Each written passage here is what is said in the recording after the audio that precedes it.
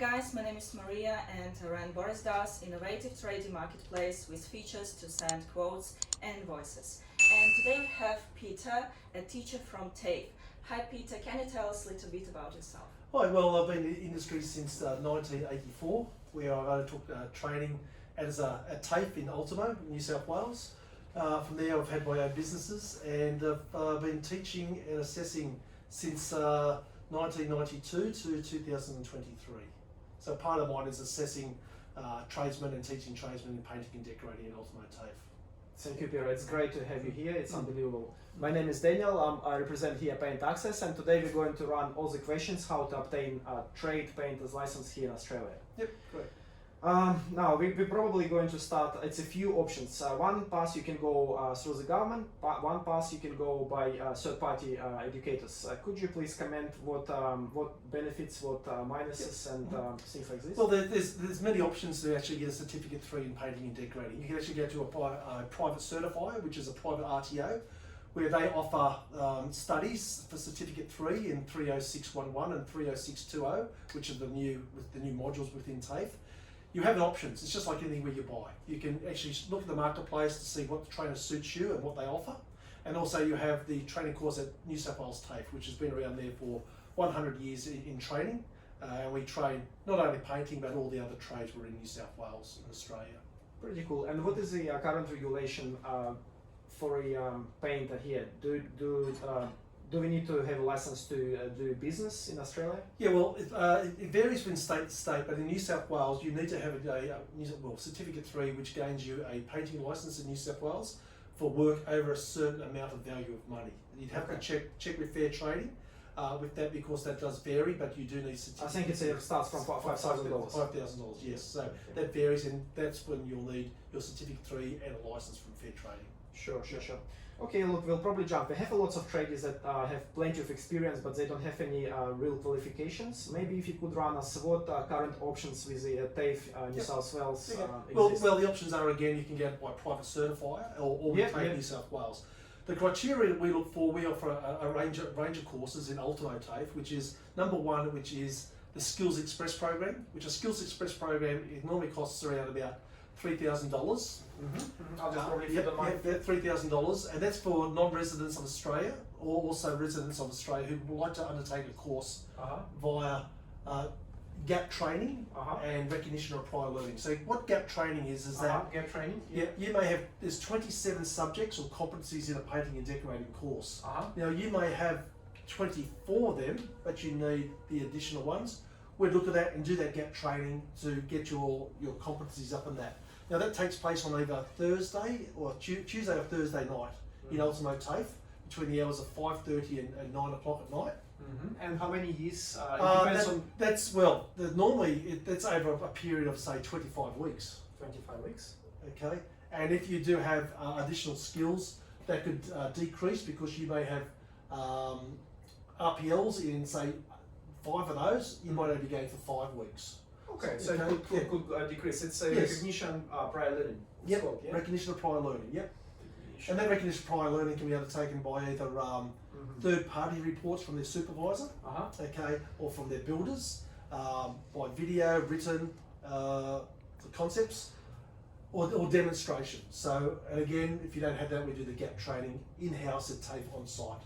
That's the $3,000. Yeah, it's around about the $3,000. Yep.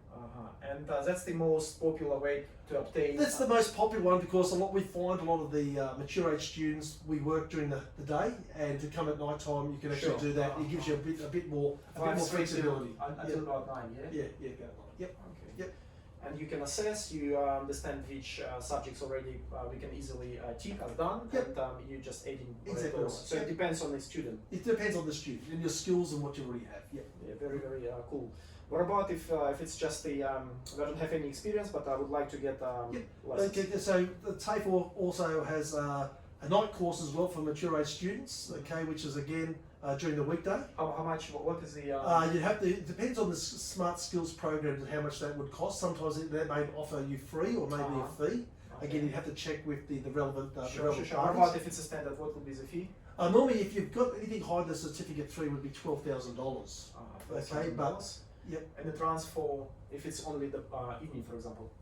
Only in the evening. That's This only, and how many months or years? That's over 3 years. 3 years. And then again, that's again, if you have recognition of prior learning, you can decrease that over that. Sure. Yep. Okay. Yep. So it's pretty much depends on your skills. Yep, your skills. Yep, and you've got the other option, which is for the next program is called a Smart and Skilled program, which is Smart and Skilled program. Smart and Skilled. Yep. Yeah. Which has been brought out by the government, which identifies people who have been in the trade for 4 years or more. So both of these ones through here, the top one for non-residents, you have to demonstrate 4 years experience prior. That could be overseas or in Australia. The next one here, the free one, which again you can start from scratch and start all the way through. The next one is Smart and Skilled again to demonstrate 4 years of experience. That's a Smart Skilled. Yep. And this is 3.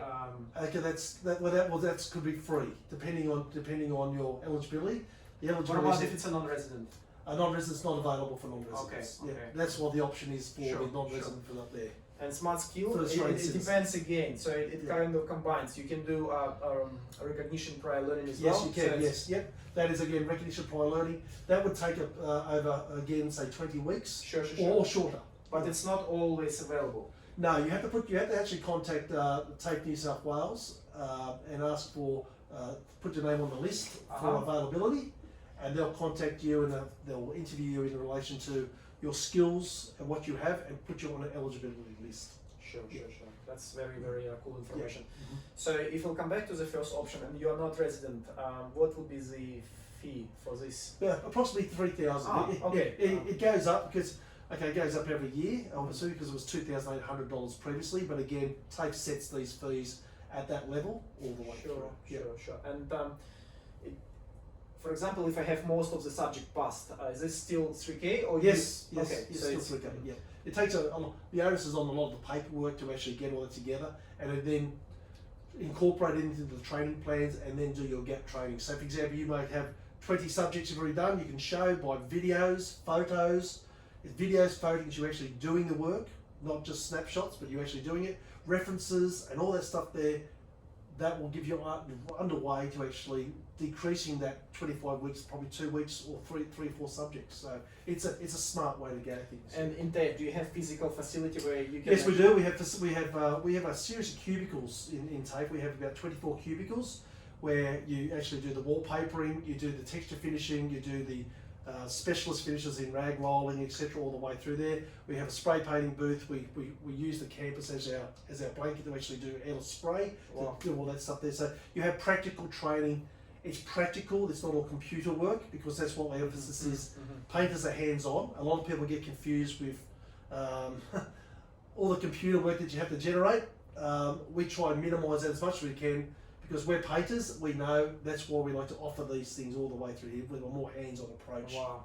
So it's and for example, if subjects that painter came with everything, airless, plastering, but he is missing wallpaper. Yes. So you have someone trained there to. We have someone to do. If you haven't got wallpaper, we do specialists. We do have 2 courses. There's normal wallpaper where you do your standard finishes of wallpaper. Then we have the specialist wallpaper unit where you can actually do borders, different high-tech foils, etc. Wow. If you want to go into that. So it's a very advanced. It is. That one is advanced there, especially also your antiquing and all your marbling and graining as well, which we do. It's a Venetian. Yeah. Is it Venetian plaster? Yeah, we're not touching on Venetian. We're only staying on just the marbling, the different types of finish, rag rollings, etc. all the way. Yeah, it's interesting. Yeah. Many painters now these days, again, it's about feedback from the PaintAccess. They ask about Venetian plastering. Is it something that you're going to include in the future? Look, we know it's in industry, and I know there's a few people doing. The teacher that we have got there is very switched on with that, and I suppose if he incorporates that into the training course, that could be undertaken. Yeah, because it's very similar to marbling.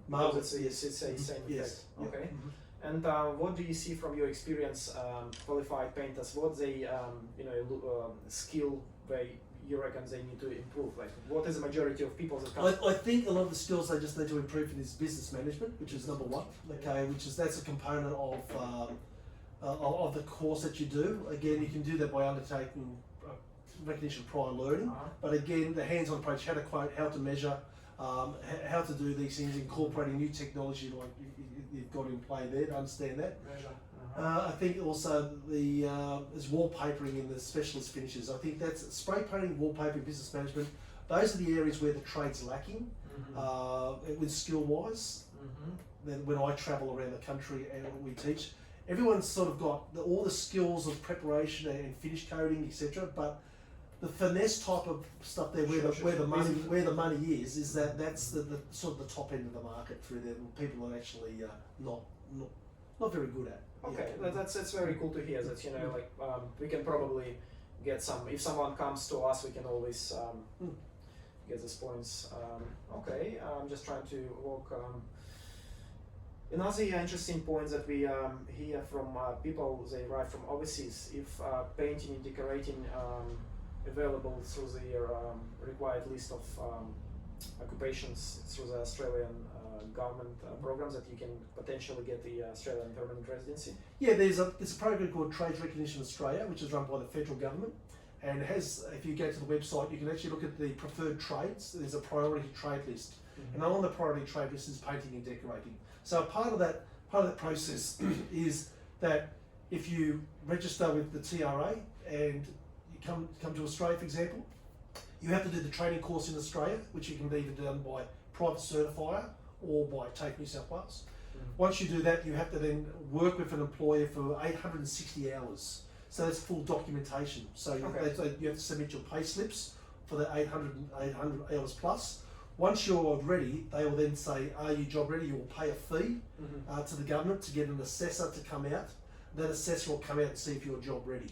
Sure. And they'll test you on your preparation skills, your rolling skills, your communication skills, our spray skills, all the general stuff that you do have for painting. Understood. And if you satisfy that, they'll write a report, send it off there, then you can use that there to advance your requirements to properly stay in Australia. Yeah, potentially, you can open business or just get permanent residency or independent skill immigration. Yeah, for sure. Yes. It's probably your age and all the stuff really yes.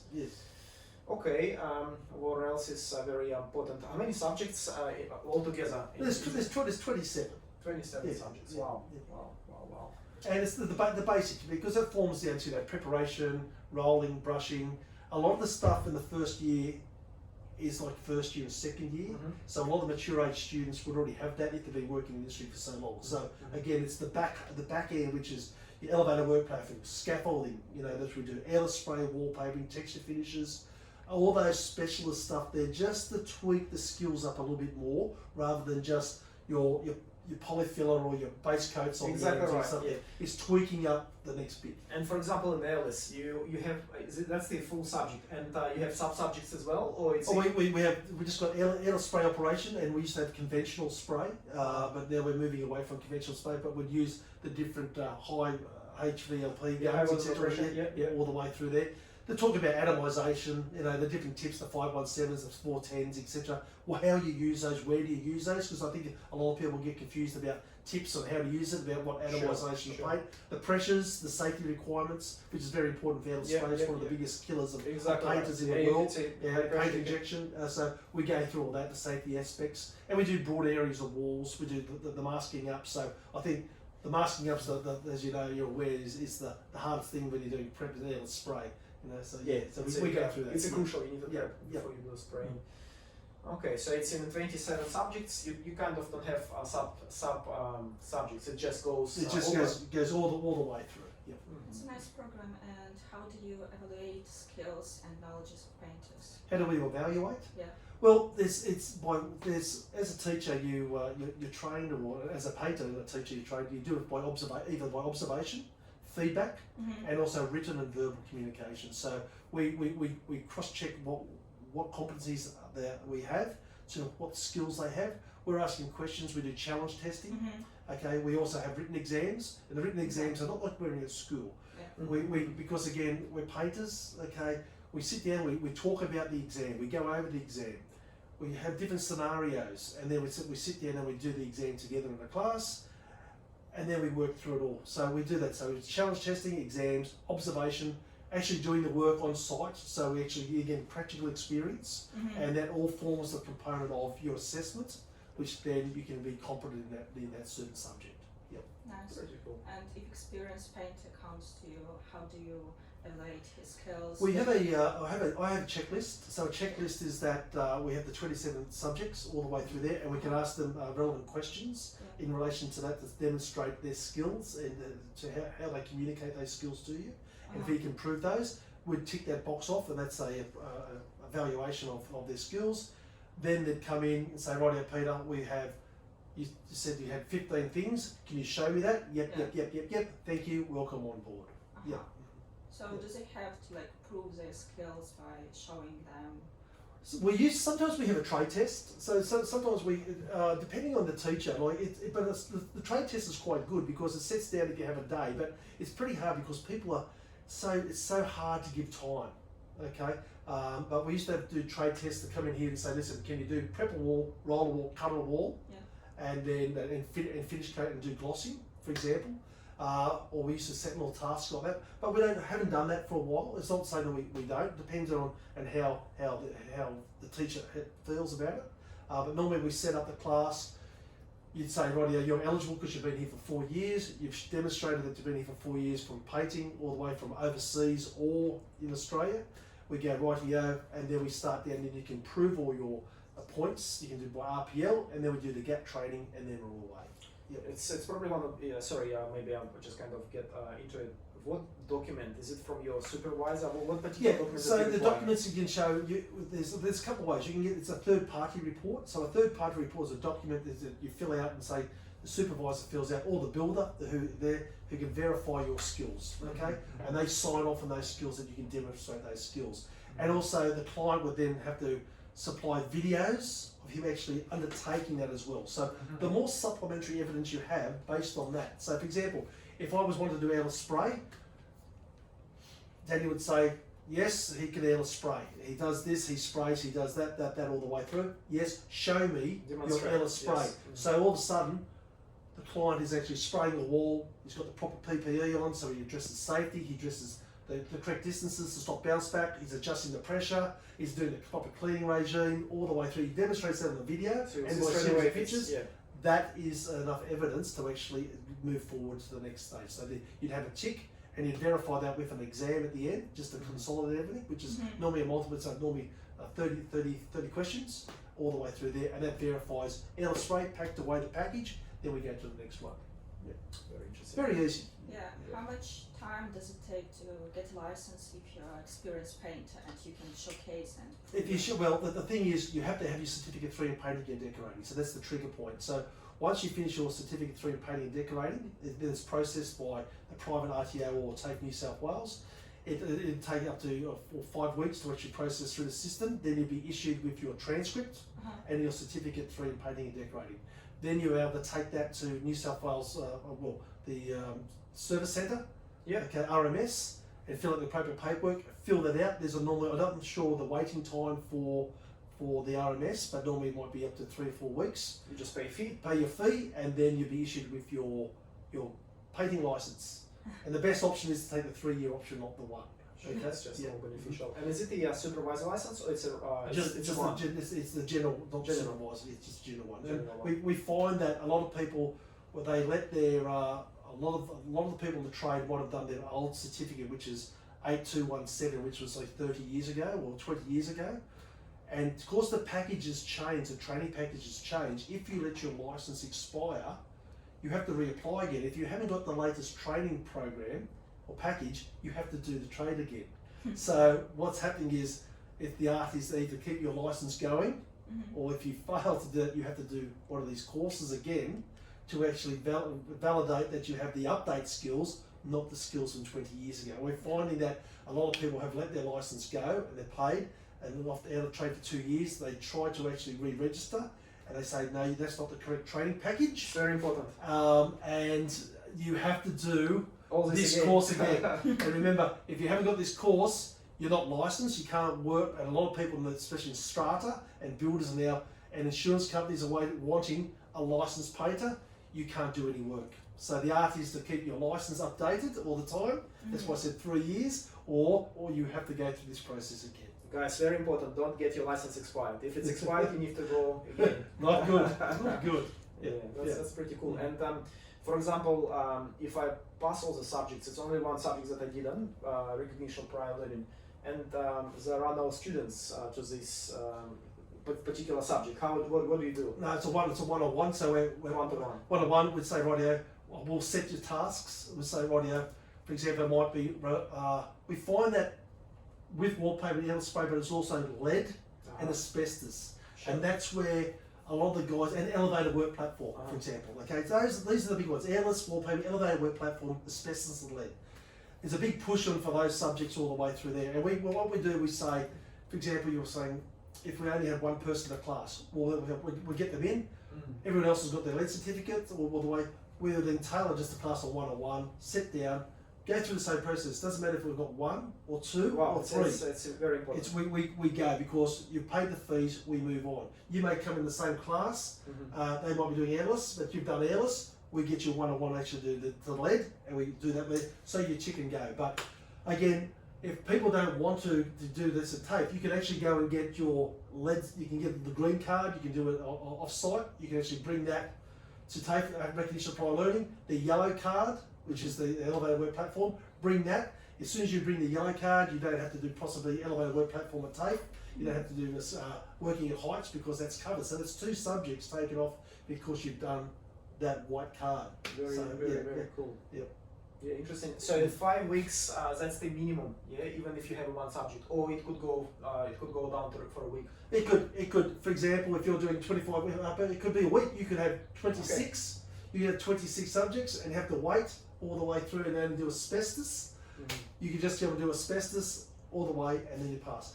The most essential thing before this that we do, before we start any course, especially within my organisation, you must have a white card. That's an essential component for safety induction card for New South Wales. You must have that because that's a part of the safety criteria for working on building sites. You must have a white card. So it's the first thing. So if you want to do this course and you haven't got a white card, we can't accept you. And the white card takes 1 day. You can do it online. You can do it with private certifiers to do that. But that's one of the essential things that you do. You need to have an ABN? Don't need to have an ABN. Don't need to have an ABN to do a course. No. Okay. I think we're pretty cool. We've covered everything. We have this most popular 3K for a non-resident, but sometimes we have initiative from the government and it could become free. Yes. And it still depends on your subjects and your skills. It could go up to even 1 week. So it could be just as little as 1 week if you have 26 subjects already passed. Yeah, pretty cool. Then you can just pass all these. Imagine if it's 4 weeks, then we getting around 3 weeks processing. So you're getting all your certificates ready. What we ask too is that when we give you all, so what we call it, when you give all your information, we give you we'd like you to put on a USB. So for example, you'll have your 27 subjects. So all the subjects you get, all the photos, all the references, scan them and put on a USB. So all of a sudden we plug it in, we can just download that straight away, and then we give you the USB back, okay, and we're good to go. So it's very important that we place all that in order. What we've found is that sometimes everyone just goes and puts everything on the USB without it being catalogued. It takes too long. So if you put it in the 27 subjects where you are and you slot it in there, the teacher the assessor will see it, and they'll be able to equate to it straight away and say, listen, look, you're just short on this one. Can you please go get another photo or just another reference for that? We log it in there because we keep it for 7 years. Okay, so you recommend to get everything on USB? Yeah, everything electronically on USB. Scan it and put it on there. You know what I mean? You'll get the paperwork. You'll get all that stuff. Scan it, put it on there. It's a lot easier for everyone to do. Once we pass all the 27 subjects, you are sending certificate 3. Yep. And what about all the transcripts? Is it the attached document? Yes, you'll get a copy of a transcript with everything. So the 27 subjects with competence next to it all the way through because you passed. Okay, so you'll get that, and then again they'll send out in a couple of weeks' time or the certificate. You don't need the certificate to actually go to fair trade. You just need the transcript because some of the certificates. You have to be very careful with the certificate because it's very important, and it takes a little bit longer to process, but they'll issue the transcript straight away, and the certificate will come at a later date. But you can use the transcript for that. Is it going to be like physical copy or it's electronic? It's a physical paper copy, and physical paper copy. Yeah. Okay, sounds very good. That's with my organisation. I'm not Sure. about And that it's private generally sector. it's very similar to commercial places. Yeah, different commercial places do it differently. They might do an assessment a little bit different. We have the facilities, we have the large areas. A lot of these guys, they have places in Parramatta, etc. We have these training facilities, but again, I'm not sure how they do it. That they have the painting assessors who do it. They might come out on site and see you. It's depending on the organisation how they do it, but whatever suits you as an individual. And in Sydney we have dedicated TAFEs. Would be Ultimo or? Oh yeah, well, Ultimo. There's different courses. That Ultimo TAFE is the only one who does the Skills Express course. Okay, which is the one for non-residents. Okay, there, and we need a minimum of 12 people. So, for example, you may put your name down. You might be 3 or 4. But what we find when one person does it, he speaks to another person, all of a sudden we get 20. But we need, as soon as we get 12, that triggers. Okay. Sure. But because that's advertised, no one knows about it, because really? we want the people to ring up TAFE to come to us. We're not commercial. We don't want, like private enterprise. They commercial. They want the make the money. Sure. Okay. Of course. Unfortunately, or fortunately, we're not into making money. We're educators. Okay, so the difference is that first course. If you don't know about it, you don't know about it. But Okay, if you guys, do, reach us out. Reach Peter, myself, or Maria. you see, so no one knows about it. We keep it below the radar because we don't want people who think they've done 1 year in the trade and they try and do it. No, this is for 4 people, and then we know that the people who are looking for this, we know they're legitimate painters who wanted to do that. The next one, which is the night course of 3 years, again, that's for anyone who wants to come in. That's the 12th training courses to do that for anyone, who wants to do it at night time or can't do it at daytime. And the Smart and Skilled, again, that's the one, that the free $12,000 one if you're eligible for Australian citizens to do. Again, they're totally flexible, but you've got to put your name on the list. You've got to be ringing up, okay? So we don't advertise on radio, we don't advertise on there to make money. We're educators, we're not profit makers, unfortunately, okay? Ultimo, do we have any other TAFEs in? Yeah, they have grant. Look, again, I'm only talking about the Ultimo TAFE in relation to this. The Smart and Skilled. That they have. There's Granville. There's Wollongong. There's Newcastle TAFE. There's all various TAFEs around New South Wales and that. But again, some of them don't offer what we do. Okay, not they don't offer the Skills Express, and I don't know about the night time. I know about the skills, smart skill they possibly may. Okay. Pretty cool. I think we covered really fully. If you have any questions, we'll probably reach you out. And probably guys, if any questions, you can reach us direct at any time. If you need more clarifications, everyone are welcome. Good. Peter, thank you so much for your time. It's fingers crossed we'll get you lots of students. But you never know. I think last time it was very successful. Yeah, it was very successful. Just make sure that you have a valid email and a valid phone number, because we're finding that even the people that are ringing up, also their phone number and emails change, so they don't want to miss the boat. Yeah, no, thanks Daniel, thanks Maria, thank you very much for your time. Thank you. Really appreciate it. Thank you.